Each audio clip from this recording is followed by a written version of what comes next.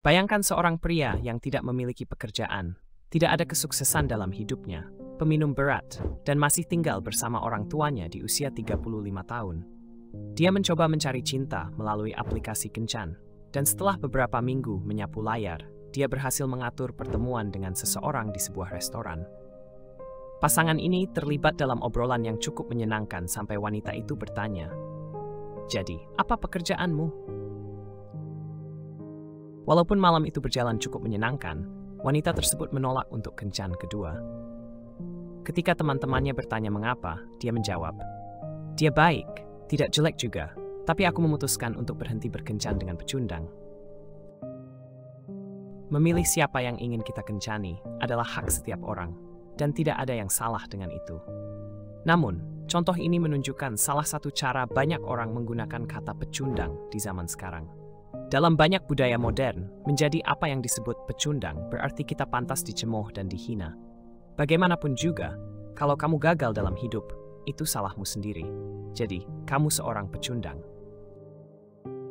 Namun, jika kita melihat lebih dekat, menyebut seseorang sebagai pecundang adalah cara yang sangat dangkal dalam mendefinisikan seseorang. Pertama-tama, apa yang sebenarnya orang ini kalah? Apa yang mendefinisikan kegagalan? Dan sejauh mana kegagalan ini bisa dianggap kesalahan pribadi? Mengapa kita perlu mengolok-olok orang yang tidak memenuhi standar tertentu?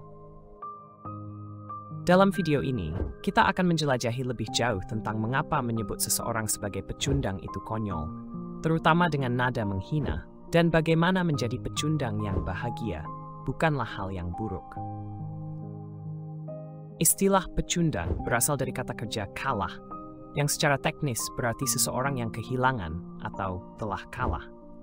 Dalam bahasa Belanda, kata untuk pecundang adalah verliezer, yang berarti seseorang yang kalah, seperti tim yang kalah dalam pertandingan sepak bola adalah verliezers. Kata Perancis perdant juga memiliki makna serupa, orang yang kalah. Tapi, makna kata pecundang dalam bahasa Inggris melampaui sekadar seseorang yang kalah.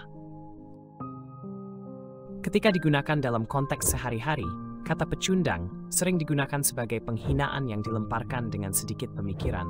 "Jangan jadi pecundang," atau "kamu benar-benar pecundang." Masyarakat sering menggunakan kata ini untuk berbagai situasi. Jika kamu tidak mencapai standar minimum yang dianggap sukses oleh masyarakat, kamu disebut pecundang. Jika kamu kecanduan dan hidup di jalanan, kamu dianggap pecundang.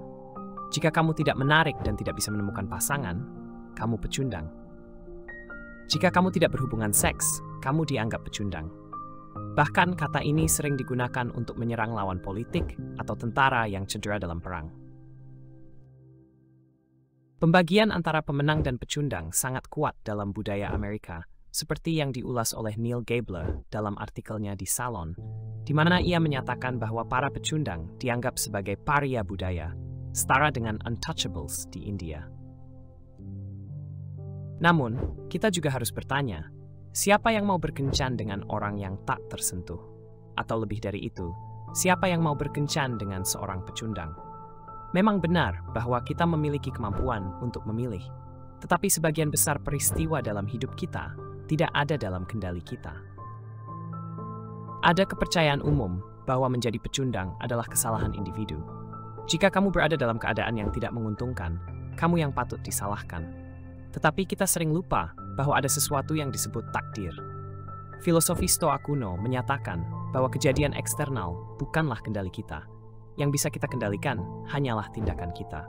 Menurut Epictetus, kita bisa mengendalikan sikap, pendapat, tujuan, dan keinginan kita. Tapi kita tidak bisa mengendalikan kesehatan, kekayaan, ketenaran, atau kekuasaan.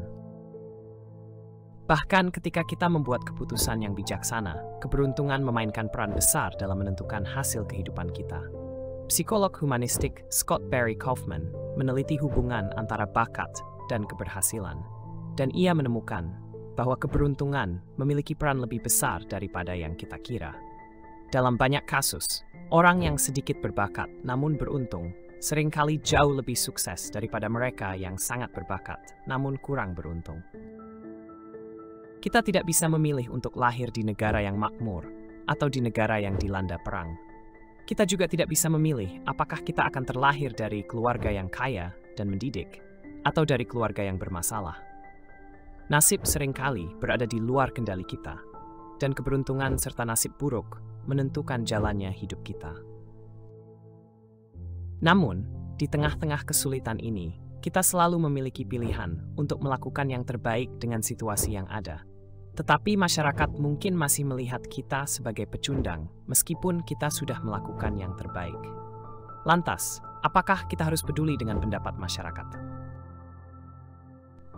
Seperti yang diajarkan oleh filsuf Jerman Arthur Schopenhauer, kita tidak harus terlalu peduli dengan apa yang dipikirkan orang lain tentang kita.